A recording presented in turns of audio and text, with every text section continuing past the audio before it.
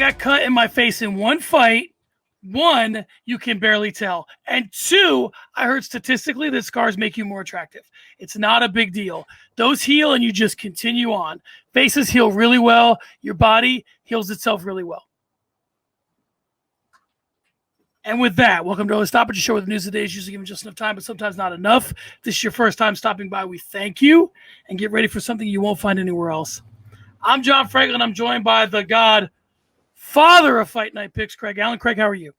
John Franklin, I'm well. It's been a weird day up here in the life of Craig Allen, up here in the Great White North. Listen, there's been a lot of news out there, MMA news all week. And the fact that, you know what? I've worn this shirt on air before, Experience Regina. If you haven't checked out that video, it's out there on YouTube. It's a great song. But I found out about it from Jay and Dan. And John, listen, you guys in the United States of America, you kicked out my guys, Jay and Dan. They spent 4 years down there in FS1. You didn't watch it. A lot of people didn't watch it. And so they shipped them back up to Canada. But today, Bell Media decided that they wanted to part ways with Dan O'Toole. And I'm outraged, frankly. I'm very upset about this. I grew up with Jay and Dan. I don't want to see them separated. Hopefully, Dan lands on his feet elsewhere. But yeah, it's a weird day. It's a sad day. It's the end of an era. Well, I can only speak as an American here when I talk about those two guys. I remember them. I remember them being funny, but I also remember the reaction to them in the States was that they were kind of like a cheap knockoff of whatever we were doing on SportsCenter. Now, that short sells them drastically because the more, like I listened to their podcast later on, and I started to get their humor. So it's more on me than it was on them. So it's a shame that anytime those guys aren't together doing content, which I'm sure, you know, with the way podcasting is, they'll do something. They're too great together to not do something. But yeah, it's a shame. I agree with you. But we begin with Go Talk Craig this week in what may have been an attempt to remain relevant. Kenny Florian said that a well-known coach who he would not name said that GSP is preparing for a fight with Khabib Nurmagomedov. Craig, do you find this report credible to begin with? And can they just give us this fight or not? Is it enough already with the teasing? John, we've spent, 50 plus episodes together with Early Stoppage on 2 different networks. And it seems like every single episode we say, hey, GSP should fight Khabib. Hey, we should talk this into existence. Did Kenny Florian just talk to Jim from Bob's Gym down the road one day? Is that what he did? Who is this mystery coach? Now, listen, I've heard there's a possibility from Luke Thomas with Brian Campbell on Morning Combat. Luke kind of speculated as to the fact that it could be Firas Zahabi. Kenny Florian trained with him later on in his career. Maybe that's the missing link. And that's a coach that really kind of leaked this one. I don't know. I mean, GSP is now salon quality GSP. Khabib seems to think that he's moved on. He's got EFC. He's looking after that whole world in terms of being a promoter and really raising the next group of champions up through his organization. But to me, I would think that Florian would lend a little bit of credibility to this. Now, again, what coach was it? Do you think it was some guy backstage with battle bots that brought this one up? It's really tough to tell. But I think where there's smoke, there's fire. It's just that there's been fire around this for what? Realistically, 3 years, 4 years? How long have people been calling for this? At minimum, since Khabib beat Conor, which has been a couple of years. At minimum, probably before that. I think, I like some of what Luke Thomas and Brian Campbell do. They seem a little bit too much like us, but that's neither here nor there. I think that, for me, Firas Zahabi's a little too on the nose. I'm sure it's a little bit down. I'm sure it's that gym, but it's a little bit down the road, a little bit further from Firas. I don't know that. My guess would be when Firas heard Kenny say that, he wasn't happy about it. Well, maybe Firas nudged him. Maybe he said, listen, Kenny, let's get some traction behind this. GSP training. I'm trying to figure out, is it that these two want to make something happen and the third party's the problem? Just like, us two. We want to be on The Ringer. We want to be on Barstool Sports. We want to be on ESPN. It's just that damn third party that keeps getting in the way and preventing these things from happening. So I guess if you can't join them, you got to beat them. So here we go. Well, listen, I think that this is the fight. The problem is the UFC cannot figure out the right stakes. Is this for a belt? Is it not for a belt? Is it at 55? Is it at 70? There's a lot of things you can do here. If you want to, Khabib still has the belt. You want to do the fight at 55? Okay. That gives GSP a reason to come back. You want to do it at 70? Now Khabib wins at 70, and maybe Khabib goes and fights Usman. Now he's got 2 belts. So you got choices. It's just a matter of what you want to do. I think these two guys want to fight each other, but the UFC can't get out of their own way. We'll have to see what happens. And John, listen, with Fight Night Picks, there's no better way to close out a final segment than let's get into it. But realistically, there's that one. A close second one is it's tradition around here to put a little extra on the last wing. And Dustin Poirier got to take part in one half of those catchphrases. Now, John, major takeaways from Dustin Poirier's appearance on Hot Ones with Sean Evans was the fact that Theo Vaughn is now training in some sort of martial art. I mean, I guess that's what happens when you have time away from Brendan Schaub and you're in Nashville. And Poirier was really complimentary of Conor McGregor. Now, does this, kind of factor of Dustin Poirier raising his own personal brand, does it kind of get to a point where he's going to start moving beyond a McGregor trilogy? Or is that just going to be something that continues to pop up on the online Whisper Network and those damned online message boards? I think a little bit of both. I think, listen, going on Hot Ones is genius for a couple of reasons. One, he's got hot sauce. 2, he's starting to pull away, meaning he's not completely associated with Conor McGregor. Say what you want to say about Khabib Nurmagomedov. Can't tell the story about Khabib Nurmagomedov without Conor McGregor, right? You're starting to be able to tell the story of Dustin Poirier without Conor McGregor because the way that Hot Ones is marketed, you just see when you go to their page or when you look up their stuff, you get into this vortex of watching Hot Ones for 3 hours, and it's like there's Snoop and there's Shaq and then there's Dustin Poirier. So he seems like he's in that company, whether he's in that company or not. And I think that, so again, genius move on his part.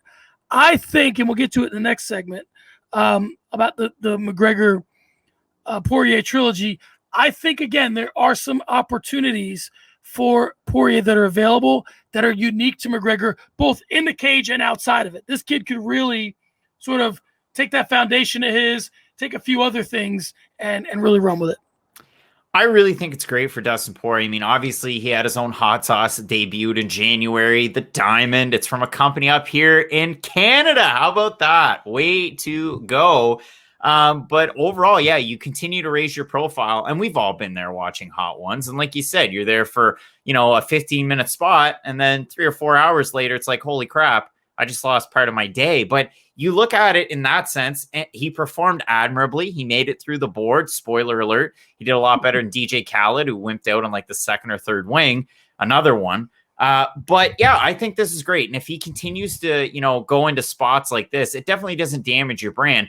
The only thing you don't want to do, you don't want to be like David Ayers that was up here in Canada that filled in as like the emergency backup when he played for the Leafs against Carolina, or vice versa, played for Carolina against the Leafs. And then he did every single show on the internet. He was on like Colbert. He was on every single show. And then, now everybody knows David Ayers, and it was a flash in the pan. I think for Dustin Poirier, MMA fans have known him all the way up. And I think this just continues to raise his brand to where, hey, maybe Dustin Poirier is such a draw that you remember when Dana White on Looking for a Fight, the last episode, went to Khabib and said, hey, this pay-per-view between Poirier and McGregor, it's trending even higher than your pay-per-view with McGregor. We got to get you back. So maybe Dustin Poirier being on Hot Ones, that one's going to push Khabib over and he's going to want a rematch. I don't know. But I think it really lessens the mood on, hey, we need to see McGregor Poirier 3, and it really raises Poirier's brand and profile to where maybe he fights the BMF Masvidal at 170 pounds. Like maybe we really push him into a huge fight, and he doesn't need to be the B side to somebody else's A side. Listen, the ace in the hole for Poirier, and we'll get to the trilogy fight here in just a matter of seconds. But the ace in the hole for Poirier is that Jolie Poirier, his wife. First of all, she's loved on social media by women and men. Secondly, and I won't tell you who, because, we got to have some secrets. I'll tell you guys on the Patreon. But I reached out to a buddy of mine on Twitter who produces documentaries for ESPN and produces things for Dana White. And I said, you really should pitch a show with Dustin and Jolie Poirier. I mentioned this when I did the recap show with Matt. Because that would be an amazing piece of content to add to UFC Fight Pass. His response was, Yeah, there's a lot of interesting MMA couples. I pitched them recently on doing something on Amanda and Nina.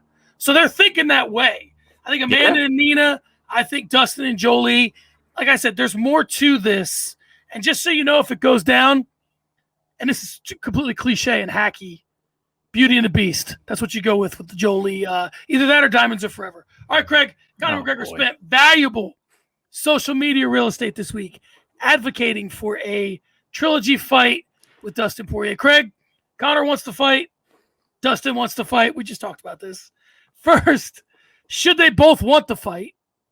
And more importantly, should the UFC want to fight? Conor, at this point, to really save his spot in the division, needs a fight. Now, one of the ridiculous things in the rabbit holes that I went down today, Gregor Gillespie's ranked 15th in this division. He hasn't won a fight in 2 years. Ali Quinta's ranked 11th. He hasn't won a fight in 2 years plus. So this division is already pretty thin at the bottom, pretty heavy at the top. So Conor McGregor take a fight against really whoever he wants, and he probably doesn't lose a lot of standing. That's all I'm saying there.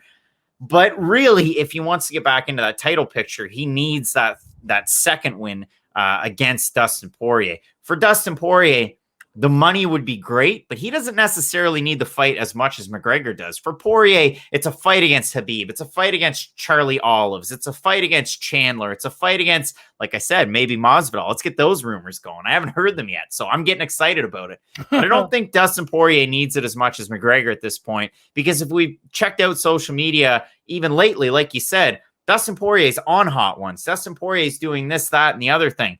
Conor McGregor's digging dirt on a beach and talking about Dustin Poirier. Who needs to fight more, John? It'd be Conor McGregor. Well, I mean, Conor McGregor doesn't need to fight at all, but if we're talking about infighting, yes, Conor McGregor needs it more. And I'm with you, but, here's our Chael reference for the week, or at least our first one. Chael Sonnen said once long ago, the best fight to take, and the only person that's ever really successfully figured this out, was Floyd Mayweather. The best fight to take is always the easiest fight for the most money. So if you're Dustin Poirier, what's the easiest fight for the most money?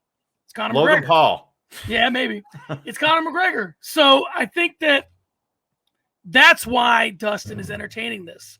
And I think that he has an exit strategy. And all this talk, it's funny how Dana says when guys start mentioning retirement, they should just go, unless it's a guy who wants to stick around.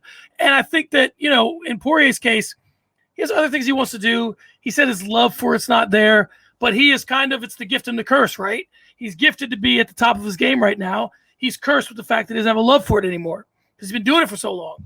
So I don't know. If you're him, do you cash that check and ride off into the sunset? Or do you – because listen, if you lose to Charles Oliveira, here's the good thing if you're in Poirier's position. You can lose to Oliveira and then lose to Chandler. The Conor fight's still there. So I think that he could – if he wants the belt, he can – leverage the situation for the belt. The question is, can he leverage the situation for the belt against any one of those three guys? If that's the case, then fight Conor because you just beat him. Exactly. So, John, let's parlay this into an earlier topic that we had really to start off the show. And I was so surprised by the different news and cuts today. The UFC ended up parting ways with 11 different names. This I read on My MMA News, and some of the bigger names, the three biggest ones that I could find, Antonio Carlos Jr., who just fought Brad Tavares. And listen, on the recap show, I've never heard somebody so high on late career Brad Tavares than John Franklin. Like, what did Brad Tavares do to you? Brad Tavares getting that win over Carlos Jr., that was enough to kick him out of the promotion. Spike Carlisle, the Alpha Ginger, he's now gone. And Marcus Perez, and I read a tweet from friend of the show, Marcel Dorff, that Marcus Perez asked the UFC to be released, which I found incredibly surprising. So out of these names and all 11, do any of them surprise you at all? And do you think that we're going to see more cuts in the near future? Well, I guess the question is this, addition by subtraction, meaning am I able to keep a guy with a big name because I cut 11 guys with medium names? If that's the case, well then, yeah, it makes sense. The reason why a guy like Overeem or a guy like Shogun remains on the roster is because you got to sacrifice, Carl's Jr. and Spike Carlisle, the Alpha Ginger. I think that, the reality, Craig, is that if these guys were that big of a deal being cut, we would have led the show with them. right? And we didn't. They made it a little further down the rundown. So I don't think that there's anybody here that really surprised me necessarily, or anybody that's really going to be missed. Are any of these guys going to make a splash in Bellator or PFL? Well, I mean, I look at Shoeface, and his striking was pretty darn bad. But this is a guy that won the Ultimate Fighter at heavyweight. There was still a narrative. You could make the case that his fights are incredibly competitive, and his jiu-jitsu's at a top level. It's just that he hadn't won recently. He was on a 3-fight skid. Spike Carlisle looked great in his first fight. He knocked out Alon Cruz, looked amazing on short notice, and then his gas tank was terrible against Billy Q, and then he lost his last fight as well. And if you want to go down a really weird rabbit hole, John, check out Spike Carlisle's Instagram. I don't think that's the stuff that you want to see people posting if you're employing them. Marcus Perez, on the other hand, was an LFA middleweight champ, had a win over Ian Heinisch to win the belt, came into the UFC, and he was just kind of bleh. He had a lot of punch, but he had bad cardio. He wasn't winning fights. He took that short notice fight against Dalcha Lunjambula. He lost that. He lost to Dricus Du Plessis. Wasn't the most exciting fighter. Could Marcus Perez go over to a PFL or a Bellator? Could he go over to a PFL, though, and have a good run? I think he could have a good run with the PFL, but not necessarily with Bellator. So, did any of the names surprise me? No, not necessarily. Obviously there were some other names, but again, didn't even bother to mention them because it wasn't necessarily a drop in the bucket. Like Carlton Minus, he looked like, looked pretty bad. We'll just put it that way in his UFC appearances. Anthony Ivy looked, pretty bad too. So all this to say, hopefully these fighters land on their feet, but I wasn't overly surprised by any of the names. Yeah, and listen, we'll get into the PFL and what they're going to be doing this summer shortly, but I did notice when the PFL released their rosters or brackets or whatever for the tournaments, there were a few TBAs on there, Craig. So some of these guys could be TBAs in the future. Craig, let's move on. Paige Van Zandt and Britain Hart weighed in today. And guess what? They're on weight and don't like each other. Ugh. Or maybe they were just hyping a fight. Who's to say? Craig, PVZ will always draw eyes. But is she enough to draw a respectable number of pay-per-view buys for BKFC? Funny you asked, John Franklin. I did something that I haven't done in a really long time for a podcast. I do this all the time for, our fight picks. You just don't know it behind the scenes. So here's your bit of inside baseball, John. I'm going to go over to my handy dandy tool called Google Trends. And I looked up all of the lower promotions. And by that, I didn't search the UFC because that would just skim the total top. And if you never use Google Trends, it's a really fun tool to use. So my search terms I used were Bellator, I used PFL, I used BKFC, Knucklemania, which is their pay-per-view on Friday night. And then I used something that I didn't think of on Friday night. I thought of it after the fact. I saw it pop up on my timeline on Twitter. I might actually pay for this. I looked up Rough and Rowdy because Billy Football is going to fight Jose Canseco, and you're darn tootin', I'll be there for that. So you look at everything, and the way that Google Trends works, it's out of 0 to 100, and it goes by what ranked the highest that day. So Bellator pretty much leads the pack. With the PFL's roster announcements and little things, they kind of pop up a little bit. BKFC is pretty low for the week until today when they reached 100 on the scale of 100. Rough and Rowdy, in terms of numbers, is at 54, Bellator 19, PFL 28, and Knucklemania 7. So nobody's looking up Knucklemania unless they're on, an explicit website where there's naked ladies. But if I look at this overall, I think it's great that BKFC just on their own is trending high enough. But to me, I've watched some of this pre-fight stuff, and I'm not into BKFC. I've made that known. But they show Paige Van Zandt going to American Top Team and Austin Vanderford, her husband, saying, at the start, I told Paige this is a bad idea. I didn't want her going there. And then they show her coach going, yeah, I don't think this is a good idea. Cut to, but we're training her like it's a good idea. And then they're showing all this high-level training that Paige Van Zandt's doing at American Top Team. Cut to Britain Hart, who's picking up a heavy bag on a slide in her backyard and training in Virginia. And then they cut to her coach. It's like, yeah, I didn't think it was a good idea either when she wanted to fight because, frankly, look at her. And I'm paraphrasing, but she's a decent-looking woman. I don't think anybody should bare-knuckle fight. Then they show Britain Hart's fights. John, have you even looked at Britain Hart's record? We talked about this. 4-4-3 boxing record, and she's 1-2 in BKFC. Her losses are to Christine Freire, that people know in combat sports, and Beck Rawlings. Do I think she's going to win this fight? Most likely not. But can she hype a fight? Well, if you watch the pre-fight annex, yes, she can hype a fight. So I think Britain Hart's really going to win PVZ over, especially with, combat sports fans. Again, she's going to really help out BKFC. Even if Britain Hart loses at 1-3, she's not going to be like a UFC roster cut. BKFC will keep her around. She's a lot of fun.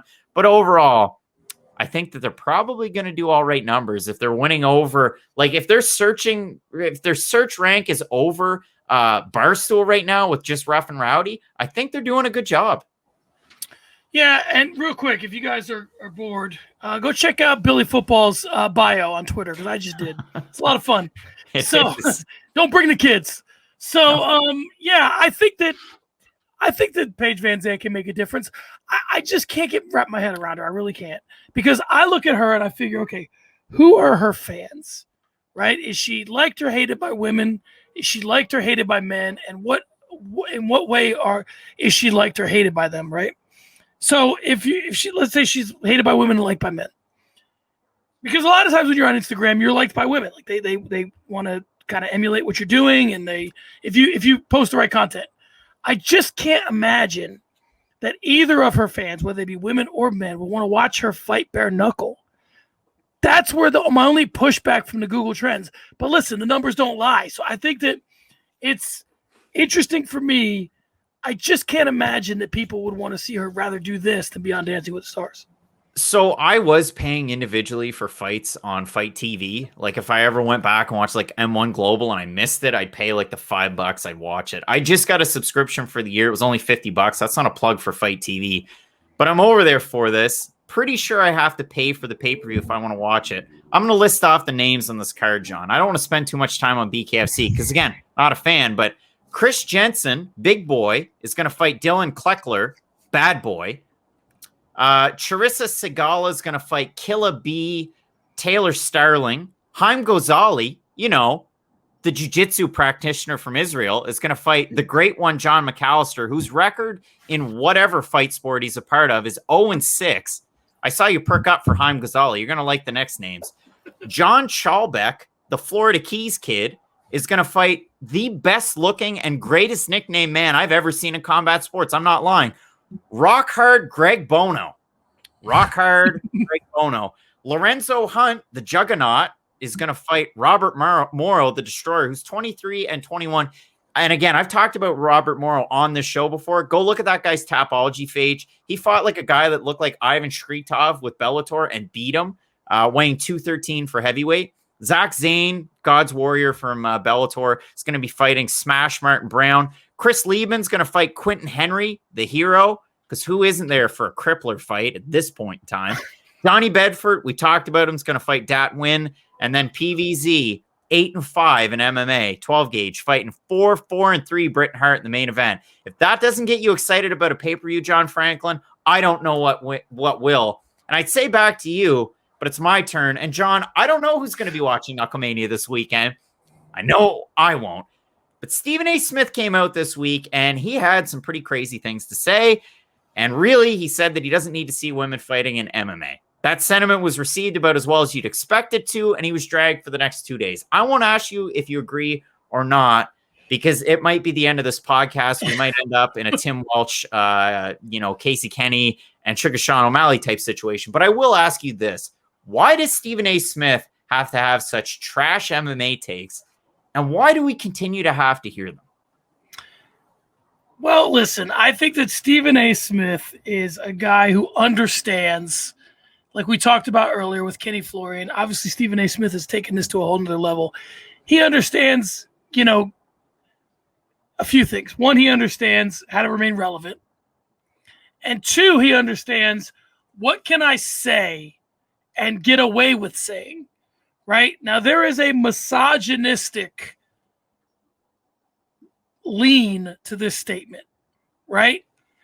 But the way that he couches it is to say that he loves women so much that he doesn't. The guys that don't want women to fight, they do this crazy thing, which is kind of like, guys who have wanted women to not do other things in history. Women shouldn't go to war because why would you want to see a woman in war? She wants to be there and she can help. That's why women go to war. not because you think they should be doing whatever you think they should be doing. Same thing here. If a woman can fight and wants to fight, they should be allowed to fight. And Stephen A. Smith, again, knows how to go right up to that edge, say these things that are polarizing, get attention for them, and then walk them back just enough that he saves face. But he has it mastered. So I think that he is also, in a lot of ways, the voice of the casual. So the people that listen and follow Stephen A. Smith don't care about correct MMA takes. They have the same takes probably, or damn near them.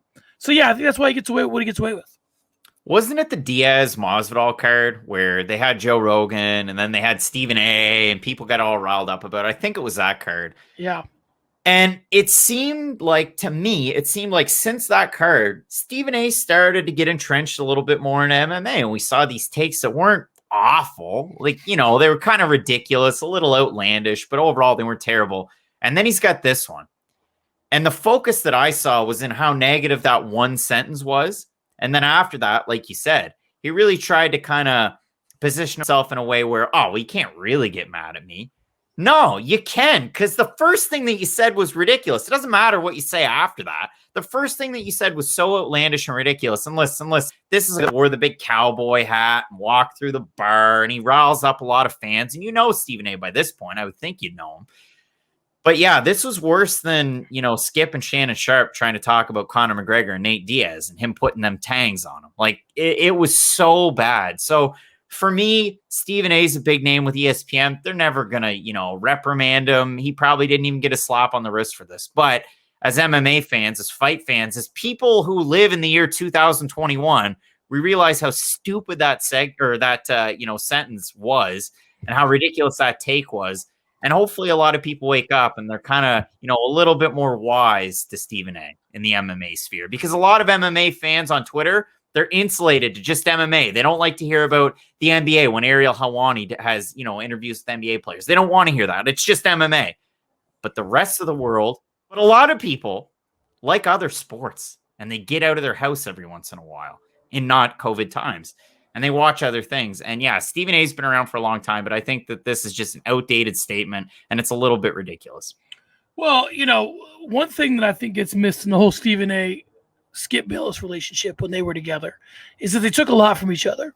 What Skip Bayless took from Stephen A. is that he could really push the line with the racial stuff, and he could seem like, man, he's really going after a lot of African American players here. Under normal circumstances, we might think that he's sort of targeting them and read into it, but Stephen A. gives him a pass in a way, right? Because if he goes too far, Stephen A. will check him. That's what Skip got from Stephen A. What Stephen A. got from Skip was, how far can I push it? How far can I really push it where a segment of the population dislikes me, but I still get to keep my job? I'm polarizing, I'm popular. Stephen A. Smith is some mixture of Floyd Mayweather and Skip Bayless, where he knows just how far enough to push it, and he can really lean into being a polarizing figure. Because realistically, he can be a very likable guy, but he chooses his spots when he can build his brand by every once in a while being, wearing the black hat, every once in a while being the heel. He knows when to do it. All right, Craig, let's move on to sparring sessions. Craig, Patricio Pitbull came out and said Michael Chandler's UFC success reflects how good I am and Bellator's talent level.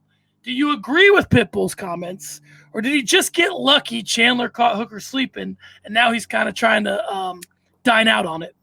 Those crazy Pitbull brothers, they love Twitter, and they love to say a lot of crazy and outlandish things, but I do agree with Pitbull to a certain extent here. I mean, if you go back, it's pretty simple to look at that one red blip recently on Michael Chandler's record. It was when Patricio Pitbull beat him at lightweight to win the belt, and oh, by the way, knocked him out. Now, did Chandler beat Patricky? And can Patricio always hold that over them both? Yes, but to an extent, I think this shows that Bellator's talent level is actually there. And listen, there's nobody that likes to discredit and be negative and really kind of rag on Bellator's talent level than Dana White. And every time Dana White gets asked a question about, oh, well, do you really believe Bellator's light heavyweight division's all that great? He'll say no, and it's built up with mostly old UFC stars. But if you look at Bellator's divisions at lightweight and featherweight, Yes, there are some old UFC stars, but in that Bellator Featherweight Grand Prix, who do we have? Names like AJ McKee, names like Patricio, names like even Pedro Carvalho that get beat by Patricio, and the list goes on, Daniel Weichels, and so on. Those are Bellator guys. They're not old UFC guys. They're Bellator guys. So I really do think Bellator's talent level just continues to grow. The Vadim Nemkovs of the world are really showing that off. But the OGs like Patricio, have always been around. And I mean, it really makes you wonder. Patricio was in the UFC, a while ago. How would he have fared? Yeah, I think there's always going to be one-offs. I don't know if that gives the entire division or the entire talent pool to say that no one could go over there and have success. I think that, you pick and choose, right? Eddie Alvarez came over and lost his first fight and then went on to be a champion. So for sure there's guys, it's the old argument that the casuals make. Is the worst guy in the UFC better than the best guy in Bellator? Obviously not, but then the question goes, okay, why is this guy not in the UFC if he's so great? Well, there's a lot of factors that come into it. Money and, availability of the roster and all that sort of stuff. Availability of the contract. So I think that, I think the Pitbull brothers, both of them, would do very well in the UFC. I think that, I don't know that this fight is representative of that, but I think this fight gave him an opportunity to make a point that's true, and it's an easy point to make. Instead of explaining for 20 minutes why Bellator is on the level of the UFC, he can just say, here's a guy to beat your guy, and I beat him. MMA math, piece of cake. So, I agree with his comments.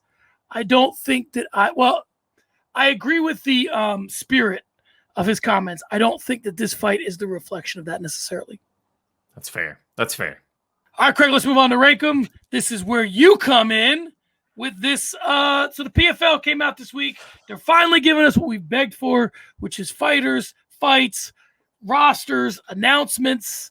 How is your inbox, real quick, how's your inbox looking in terms of PFL emails? Good question. You set me up. Listen, if you're a media member and you get these PFL emails, sometimes they're locked and loaded, like when they announce their featherweight and lightweight roster or their welterweight and light heavyweight roster. Between those two emails, John, they send out, and it's always in all caps. Professional Fighters League announces partnership with CarParts.com ahead of 2021 season, the official auto parts retailer of the PFL. John, I couldn't give a flying about CarParts.com. Them. I don't care about PFL. Don't send emails like this. Like, send the important ones. But I go through these emails, John, and I read them all, and then I get that. And then I get, like, two-time world champion Anthony Showtime Pettis signs with the PFL. Well, okay, I'm on that. PFL partners with CAA Sports Licensing to meet global demand for PFL brand and consumer products. Well, I don't give a shit about that. So the PFL, stop sending out emails like this and only give me the important ones, please. But I digress. Sorry, CAA and CarParts.com. I look at these rosters, John, and we talked about it last week. The featherweight and lightweight rosters are great. But did you get a chance to comb through the welterweight and light heavyweight rosters? And if you did, do you think that they match up with the announcement that we got last week whatsoever? Exactly. I set that up to be kind of negative, and your sigh doesn't really, tickle anybody's fancy. But what do you really make? Like, what's your hot take, like my take on CarParts.com and the presser that I had to get? Listen, I'm not crazy about the light heavyweight division. I'm not overly crazy about the featherweight division, although if we're setting this up to be Lance Palmer and Brandon Lockney, that's interesting. I wouldn't mind seeing that. So I think that, there's some filler here. It's not all killer, but it's the PFL. I think that I see some matchups in each roster that I would like to see in, like, I'm interested in the final four. I'm not really interested in the initial 8 or the initial 10. What are your thoughts? How do you rank these out? Like, I got excited about these last week, in the last few weeks, especially with that lightweight bracket, I guess I should say. Like, Akhmed Aliev, good fighter. OAM wasn't that great in the UFC, but when Olivier Aubin-Mercier was on, he was pretty good. Clay Collard, carved out a pretty good boxing career here recently. A lot of people are going to know him. Johnny Case from his time with multiple different promotions. Merchant Held. I love Merchant Held.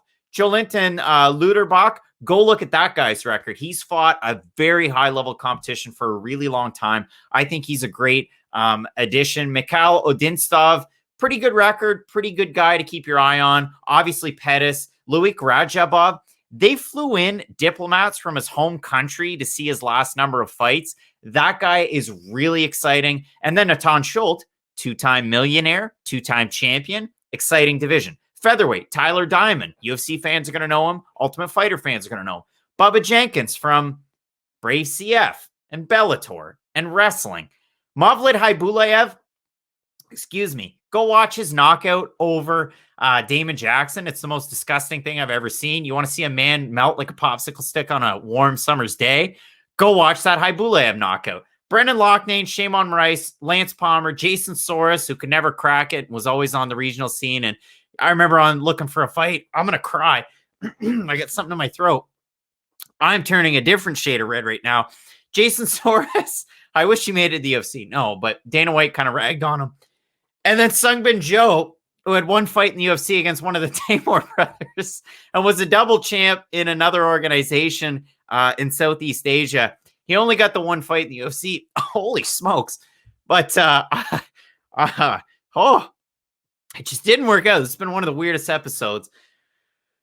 And then I look at these other two divisions, and John's muted as he tries to talk, so it's even worse. This is the They're not good. Carparts.com Karma's coming back to get you. Ugh. The light heavyweight division, what can I get excited about? Well, I like Jordan Young with Bellator. I did. Dan Spawn's not terrible. Emiliano Sordi gave back, what was it? Like hundreds of thousands of dollars to his local community when they were ravaged by COVID. That was good to see. I like him. Smilino Rama really hasn't been able to get it going in the PFL. Tom Lawler, I mean, he hates USADA. We all know that. And his entrances are pretty cool. So we can get excited about him. Jordan Johnson said, up yours, UFC, and went to the PFL. And then he ran into Max Grecian, who beat him and then had a draw against him and ended up in the UFC. I can go on and on for days, John, about all these fighters and really just kind of play brain pretzel with all of them. But the welterweight division sucks, and they're missing some names. I can say that much. Oh. I'm going to stick you to this. Right. 4 stars. Pick them from whatever division you want. 4 stars that come out of this. That weren't that either were stars going in or they raised their profile. Who's the easy lemon squeezy? Yeah, I was going to say Ray Cooper. Okay. Rory McDonald. Magomed Karimov. They're already, decent name. Now, a lot of people might not know Magomed Karimov, but if you're a PFL fan, you know him. Tom Lawler, even in a loss, is going to be a lot of fun, depending on how you want to crack or call a star. You got Lance Palmer, double champ. You got Schultz, double champ. And if you want to throw in somebody that could really impress, I would say either Luderbach, or if Loic Rajabov can go in there and knock off like a huge win against one of these guys at lightweight, you're going to hear about him more. 1 to 10. How excited are you for the season? Well, if I keep getting carparts.com emails, we'll see. If karma keeps getting me, we'll also see. 1 out of 10, I'm probably not going to do prediction videos on it, but I'm going to take the time to actually watch the events live, and I'll probably tweet about them. So if that's above a 5, if we're going baseline, I'd say probably like a 6, that's 7. Not bad. And just for the record, if you're listening, carparts.com, we will happily be sponsored by you. We're fine with who you are. It's the emails that's the issue.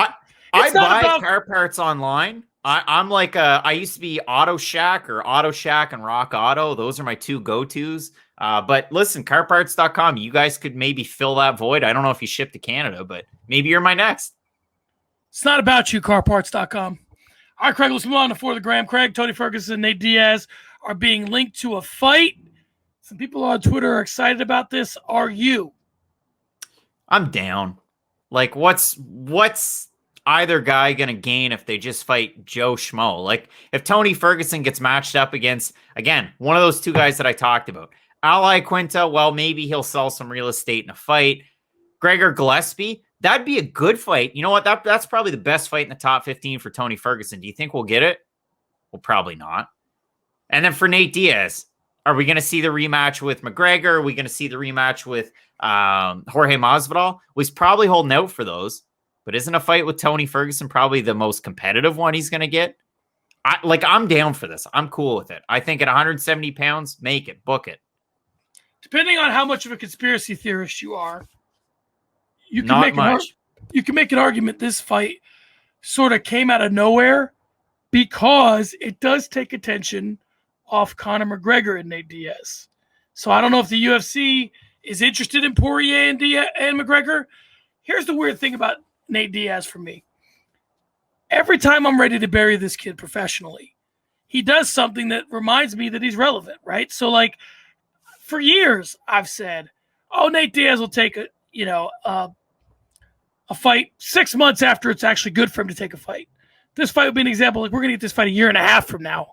But then he gets in there with Masvidal, and you're like, oh, shit. This guy still matters. He still gets in there and bangs it out. He hasn't been in there a while. He doesn't look like prime Nate, but he still can hold his own. I just think that, I'm done trying to figure out Nate Diaz or Nick, for that matter. What was the most prime Nate Diaz fight that you can think back to? Like, holy smokes, this guy is amazing. Was it the Conor fight? For me, like, I think back the fight that he had against Takanori Gomi, or the fight that he had against Marcus Davis, like almost like a hometown feel, because it was at TD Garden and Marcus Davis from Maine, and he just beat him from pillar to post. Yeah, those are the three. I mean, those are the ones where you felt like those are the fights that built his legacy to even be able to, like, when he got booked with that Conor fight, Conor obviously wasn't who he is now, but he had enough of a name to at least have us make the fight be reasonable, right? Like, okay, we can sign off on this a little bit.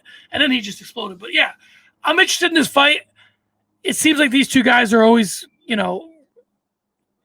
talking about fights that we never see. But again, I'm done trying to figure out Nate Diaz. All right, Craig, let's move on to one Twitter hitter. This week, Justin Gaethje was very critical of Dana White. He said the reason why this is happening with Poirier is because Dana White literally he tried to, he did. He fucked Tony and Dustin. He said, fuck you guys. I'm going to take Chandler, and he's going to be the backup for this title fight. That all happened 3 or 4 months ago. We are human. We have principles. We have morals, and that's what that is. That's why Dustin is saying he won't fight Chandler. Well, I would assume. I don't talk to the guy. Do you think that, one, do you agree with Gaethje? 2, do you admire him going after Dana in this way? Or 3, do you just think it's self-serving? Looks pretty self-serving to me. I mean, listen, I've heard these arguments. We put out a video not that long ago with Fight Night Picks Parry and Counter. If you want to see episodes, make sure you hit us up in the comments. Let us know some Q&A questions. We'll make more videos. We'll try and get John Franklin incorporated, just like Keeping Score that's on Fight Night Picks Instagram. All that to say, we kind of matched up the top half of the division. I thought that, a good fight for Oliveira would be Poirier. I thought McGregor to fight RDA. I thought, Michael Chandler and Gaethje's the fight to make. And then everybody blasted me in the comments section. I shouldn't say everybody, but a lot of people. And they seem to think, and they took a hardline stance on this, that Justin Gaethje should have the fight with Dustin Poirier.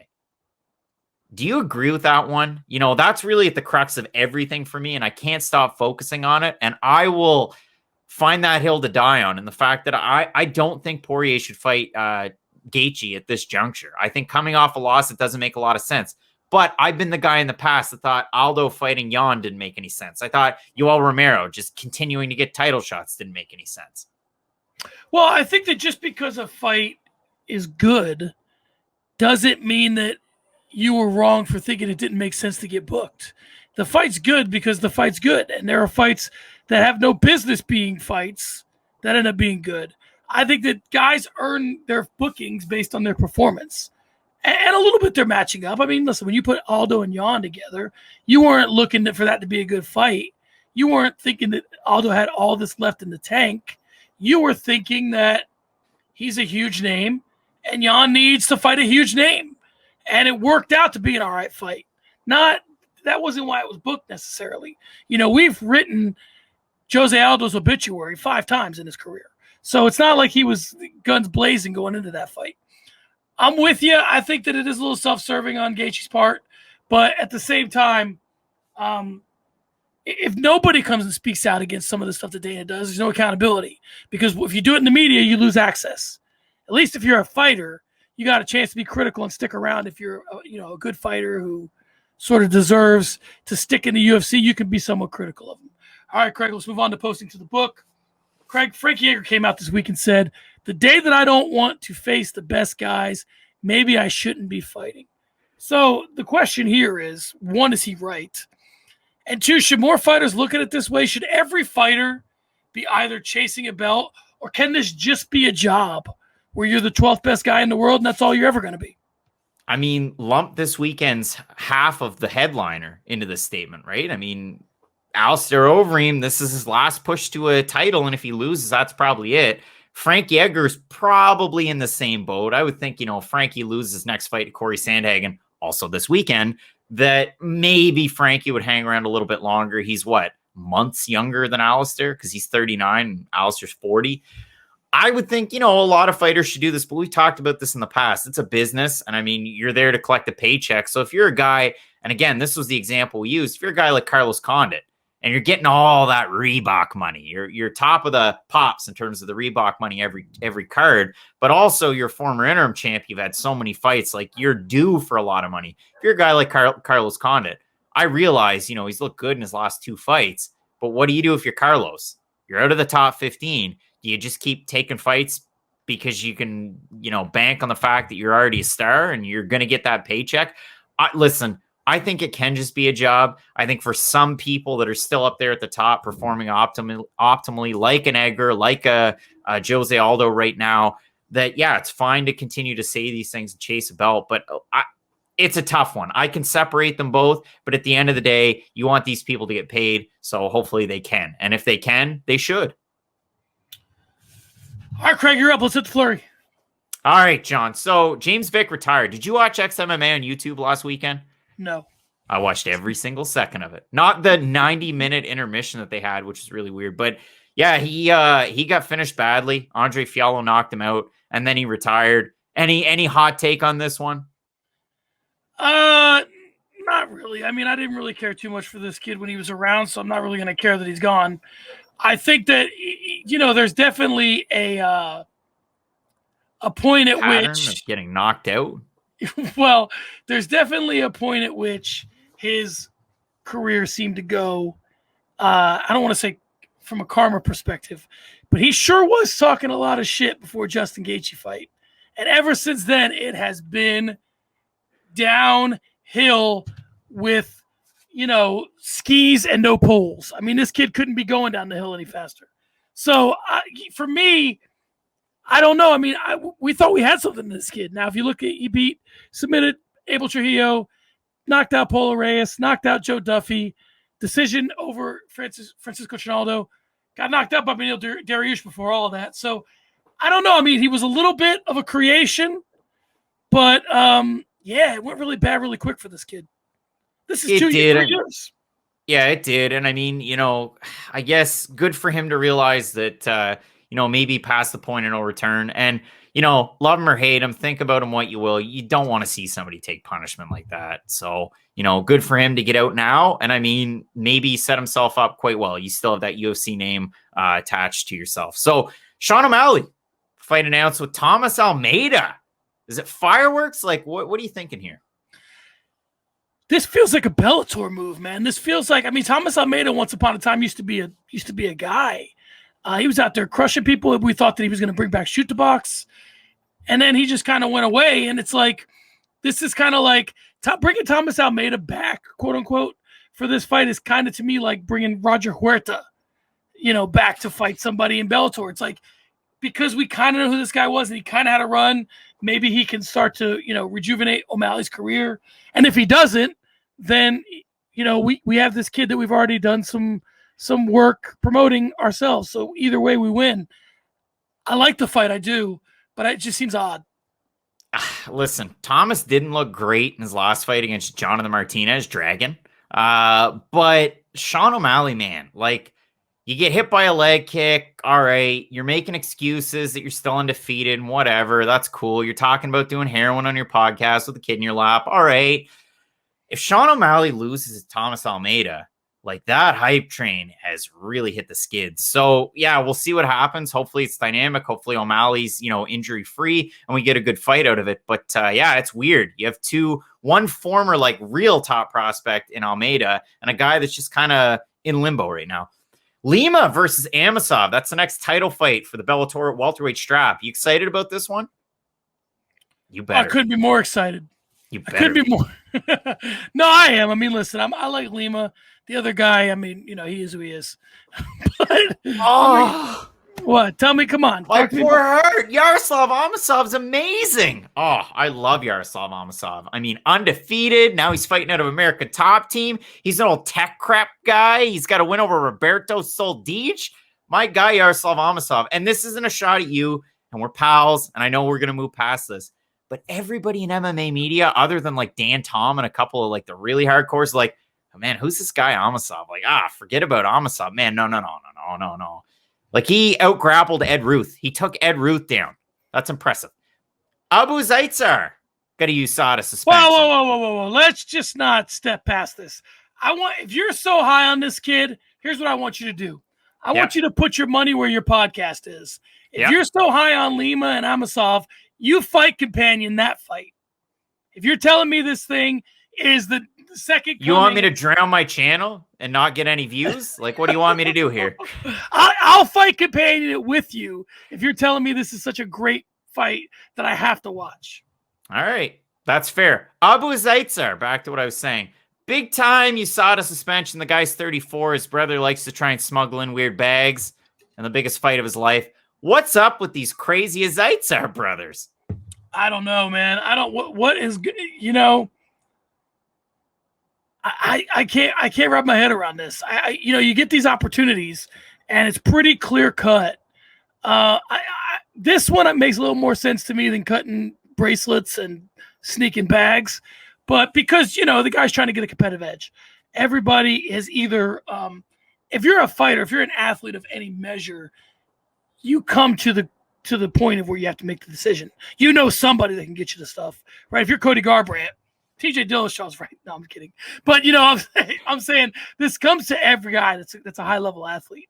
So that I understand more than my man cutting bracelets and whatnot. But these opportunities for guys like this, they don't come around every day. And I think that they need to be taken a little more seriously than they're being taken. I feel like that whole bag incident must have put the biggest bullseye on Abu Zaitsar because, maybe this USADA suspension, again, you don't want to talk about these theories and allegations and such, but it is a weird bucket of muscles, as I say, that one brother gets cut and then this happens. It's very strange. Look into it, as Eddie Bravo would say. My last one, and we won't focus on this one a lot because John Nash has done great work on it. Jonathan of, Now Loon over on Twitter has done a good job of this. Friend of the show, prediction guru, Patrick O'Jay's done a lot of work on this one. One Championships financials, John. Prediction guru. Yikes. They are in shambles. They're not great. So I just wanted to end on that. Your thoughts? My thoughts is that if there's enough distance between you and reality or the present, wherever something's happening, the epicenter of anything, if you put enough distance between you and the epicenter of something, you can say whatever you want, and you're daring people to do the legwork to figure it out, right? If you're saying the epicenter of fighting is Las Vegas, and you're in, wherever one championship is in China or wherever they Singapore. are. Singapore. Get it right. Whoa. Got it right. Singapore. Who's going to be able to do that legwork? I mean, yeah, we got the internet, we can get out there, but it's like, I just think that they're taking advantage of their disconnection from the epicenter of the sport to sort of play some smoke and mirrors and make people think that they're a bigger deal than they actually are. The article that I read today was by Tech in Asia, and it's a guy that I actually follow over on LinkedIn. Not a big LinkedIn guy, but you can find me over there for my professional life. Terrence Lee. And the headline of the article is one championship made $62 million, but lost $131 million in 2019. And they were critical of Bloody Elbow for kind of leaking or releasing some numbers as to how much money they made and lost in the past. And obviously that's been proven, positive or it's been affirmed, I guess, in the media here recently. It's weird, man. It's just really weird. And a lot of people ask, well, why don't you cover one championship? I mean, the product's great, but like in the back of my mind, it's, man, like stuff like this just really, it just makes me not want to even bother. Like, it's just, It sucks. It sucks. All right, Craig, let's give shouts to MMA Reddit. let's start the conversation. This week I want to talk about Tyson Chartier and an interview that he did with respect to Calvin Kattar. So the quote was in the interview, and this was about him deciding not to stop the fight with Max Holloway. He said, it definitely did get close to us stopping it. I'm sitting in the corner, and every time things were getting really bad, Calvin's back was to us, and we see Max and we see Herb. There was a couple of times where we were like, is he going to stop it? And I was hoping Herb would stop it. And then all of a sudden we saw he wasn't going to stop, and we were like, should we throw in the towel? And then I'm thinking, we're going to throw in the towel, and then Calvin would crack him. Then he'd get off the fence and start landing shots. Like, damn it. Craig, listen, we've looked at this a lot of different ways, but I'm just going to say this very simply. Are there not doctors and are there not referees involved in these fights? Why does this stuff always fall to the corner?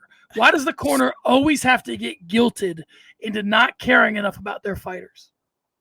Listen, I think the onus is definitely on the referees. I've been critical of one of the 11 herbs and spices that's followed by KFC, but listen, Herb Dean is, when he's on, and he's the best referee in the world.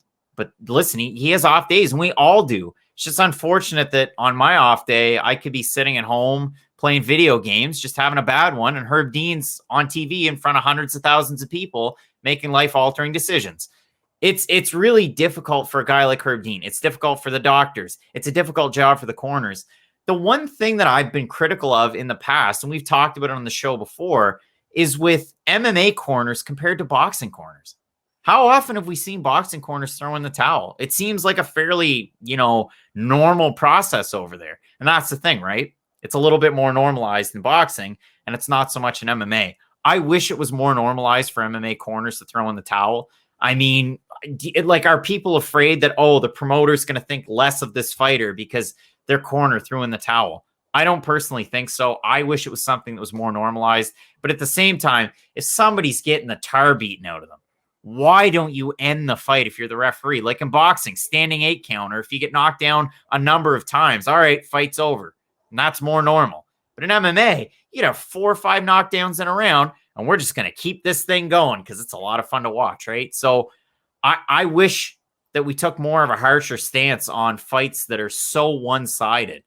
But I don't know if we will. Well, you're damned if you do and you're damned if you don't if you're the ref. I really think the doctors should have more of a say in this because they know more what the accumulation of damage could be.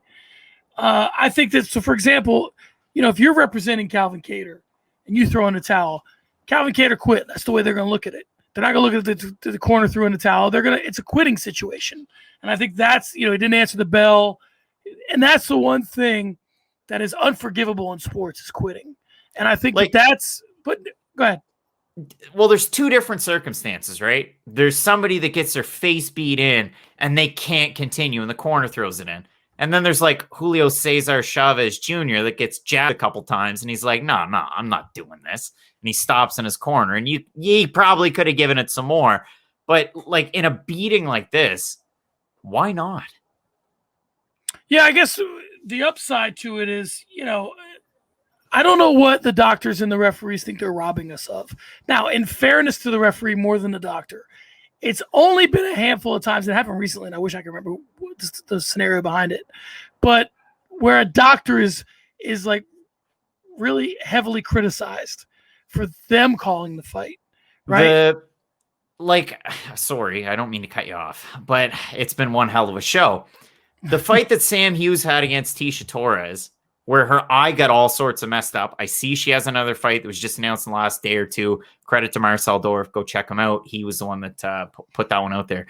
But the corner ended the fight between the first and second round because of the injury to her eye. And they really saved her in that one. The fight with Sarah Alpar when she fought Jessica Rose Clark, where she's sliding down, she's almost on her butt, she gets kneed to the face. Like, that fight was a beating beforehand. Why did we have to wait until a possible illegal knee to figure out if the fight is ended? And then at the time, I'm pretty sure that fight kept going, if I'm not mistaken. I think it did. I could be wrong, but there's all of those circumstances, like you point out. Yeah. Why don't the doctors have more of an overreach? Why don't the referees feel like they can't end the fight? It's an odd bucket of muscles. It is, and I think that I'm advocating for the doctors here because I think that the other two groups don't want to deal with the criticism. You know, the referees don't want to hear it, and the corners, more particularly, don't want to live with the fact that they just robbed a guy they're close to. That's the point of a referee, is that you are an impartial third party that does not have a stake in who wins or loses here. Doesn't matter to you who wins or loses. You're just as inclined for you're just as happy for Max Holloway as you would be for Calvin Kattar if he won, which is why you're in there. So I think that, you know, the doctors and the referees need to toughen up a little bit and stop putting the corners in such a position. And with that, this episode of Early Stoppage is in the books. Craig can be followed at Craig Allen FMP. I can be followed at SM Cornerman. The fight has been stopped. We'll see you next week. Craig, say something witty. John, episode 50 plus, we are going on a heater, and I am not going to drink pre-workout before the show anymore. Let's get into it.